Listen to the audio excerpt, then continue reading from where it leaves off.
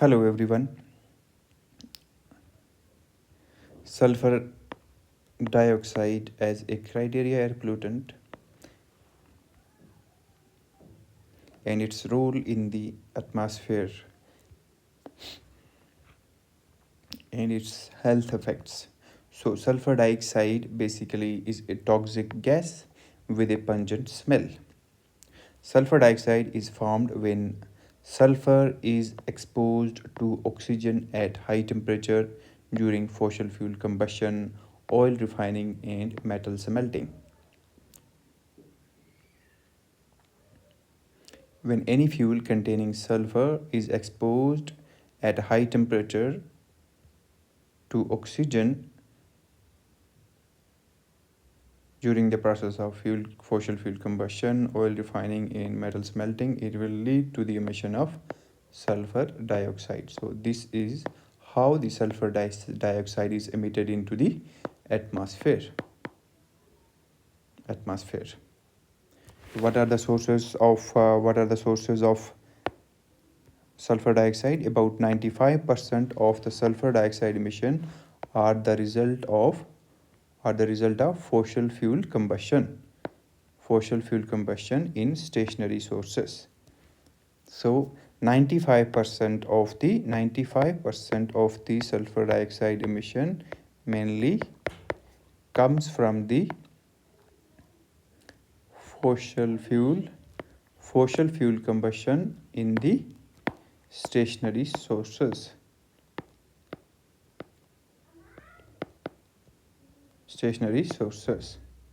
So what are stationary sources?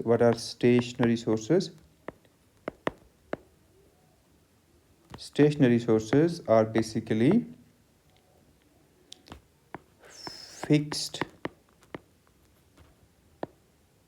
location or non-moving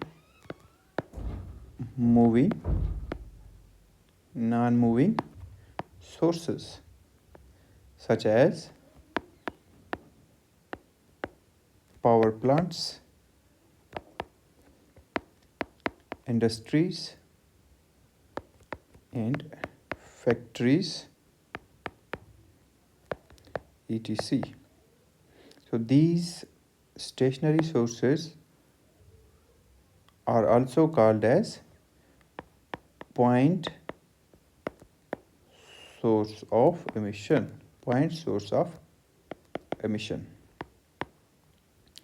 So 95% of the sulfur dioxide emission are results from the fossil fuel combustion in stationary sources, and most of that is emitted by coal power plants.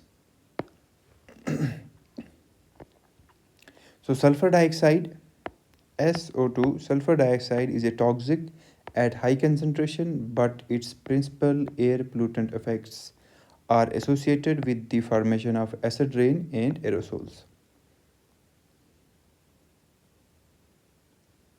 So basically, sulfur dioxide has three different types of consequences if present in the atmosphere. One is it has the health effects as it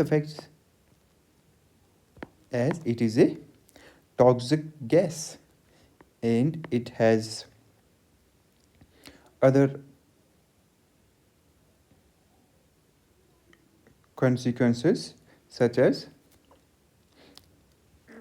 it is associated with the formation of acid rain, and finally it has also a significant role in the formation of aerosols. So basically, sulfur dioxide in the atmosphere has three different effects. One is the health effect, and it is greatly associated with the acid rain and aerosol formation. So what is basically the acid rain? Acid rain is any form of precipitation, whether it is a rain, if it is snow, if it is fog, or any other form, and typically having a pH of 5 point less than 5.6, less than 5.6, it is called as acid rain. So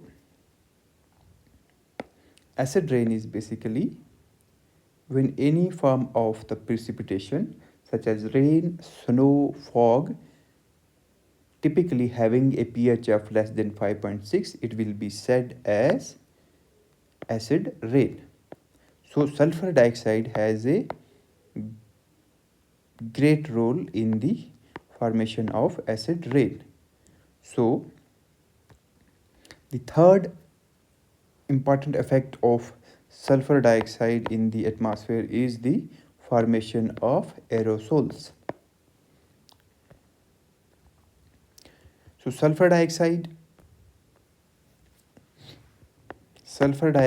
dissolves in the cloud droplet and oxidizes to form sulfuric acid, which can fall to the earth as acid rain or forms the sulfate aerosol particles in the atmosphere. So these sulfate aerosol particles have the effect on the atmospheric visibility. These sulfate aerosol particles affects the atmospheric visibility. How the sulfate aerosol particles affects the atmospheric visibility, or we can say it reduces the atmospheric visibility in a way that most of the aerosol particles, that is sulfate aerosol particles, range in the size of 0.2 to 0.9 micrometer. So this is the size range of sulfate aerosol particle in the atmosphere.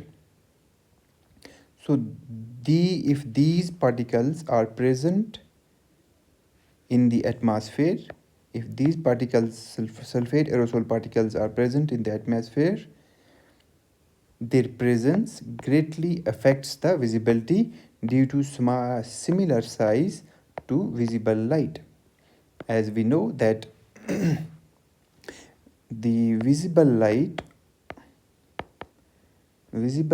of the electromagnetic radiations or electromagnetic spectrum has a range of 0.3 to 0.7 micrometer, and this is the range of visible light in the electromagnetic spectrum. And similarly, we have the size range of sulfate aerosol from 0.2 to 0.9 micrometers. Therefore, these sulfate aerosol particle will reflect almost all the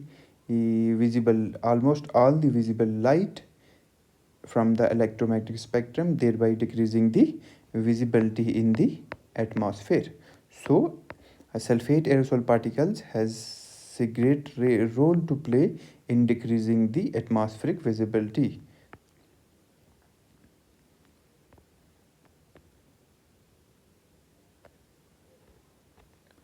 So for sulfur dioxide, national ambient air quality standards are also prescribed by Central Pollution Control Board. The annual standard for sulfur dioxide is 50 microgram per cubic meter, and 24-hour standard is 80 microgram per cubic meter. So these are the national ambient air quality standards for sulfur dioxide. Annual standard is 50 microgram per cubic meter, and 24-hour standard is 80 microgram per cubic meter. Remember that these standards are only for industrial residential and commercial areas. However, for eco-sensitive regions, these standards are different. So how atmospheric sulfur dioxide is formed? When any fuel such as coal containing sulfur are burned, the sulfur in the fuel react with the oxygen at high temperature and produce sulfur dioxide as a primary byproduct. So sulfur dioxide will react with oxygen to form the sulfur dioxide. If smaller fraction of this sulfur dioxide can further react with the oxygen to form sulfur trioxide. This reaction typically occur at high temperature or in the presence of catalyst. At the very first step, if any fuel such as coal containing sulfur burned at high temperature, it will react with the oxygen to produce sulfur dioxide, and this sulfur dioxide further react with the oxygen to produce sulfur trioxide. In this reaction, the formation of sulfur trioxide from sulfur dioxide needs a catalyst.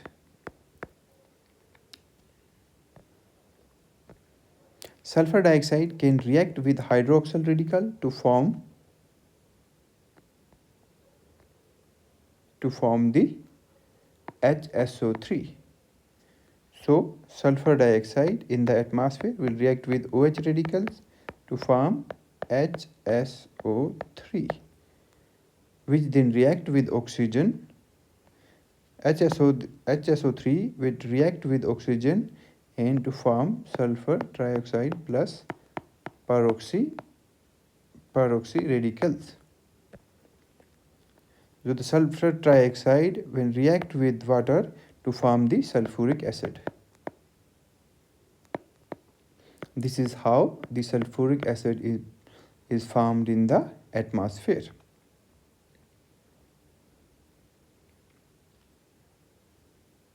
The other two reactions are also presented here. So as we know that sulfur dioxide has three major roles to play in the atmosphere. One is it has different health effects as it is a poisonous gas, and second is it has the important role in the formation of acid rain, which is basically the sulfuric acid, and finally the formation of sulfate aerosol particles, which generally reduce the atmospheric visibility.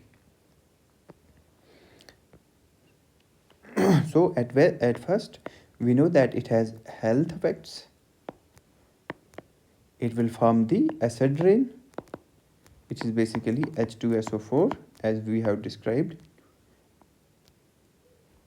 H2SO4 as we described in the above reactions. Then the final formation of sulfate aerosols. So formation of sulfate aerosol, the sulfuric acid so formed react with the ammonia or metal salts to produce sulfates. So H2SO formed in the above reaction will react with the ammonia present in the atmosphere to form the ammonium sulfate. So this is basically the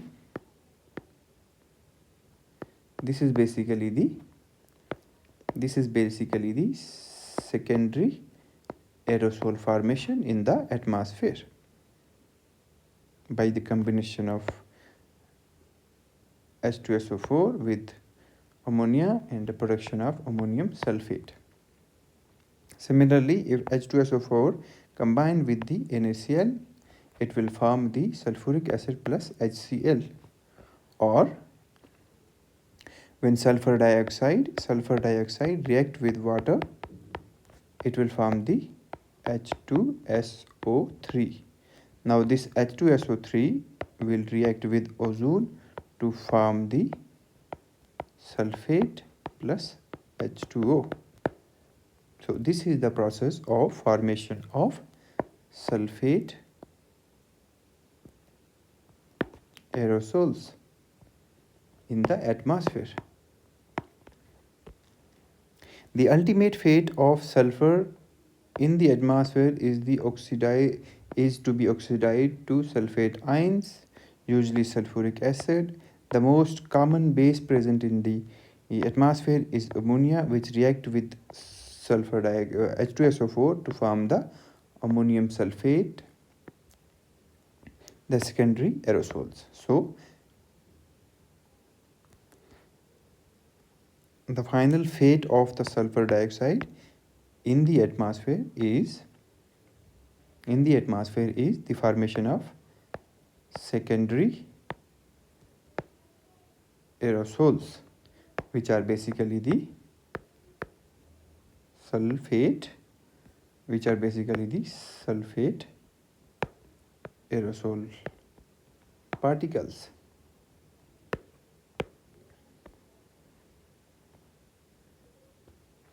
So this is it for the sulfur dioxide. If we summarize, sulfur dioxide basically has health effects.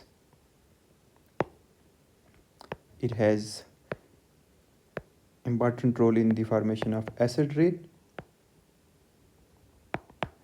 sulfuric acid, and then it has a great role in the formation of aerosols such as sulfate aerosols, and sulfate aerosol will greatly affect the atmospheric visibility as their size are almost similar to the visible radiation in the electromagnetic spectrum. So this is it for the sulfur dioxide.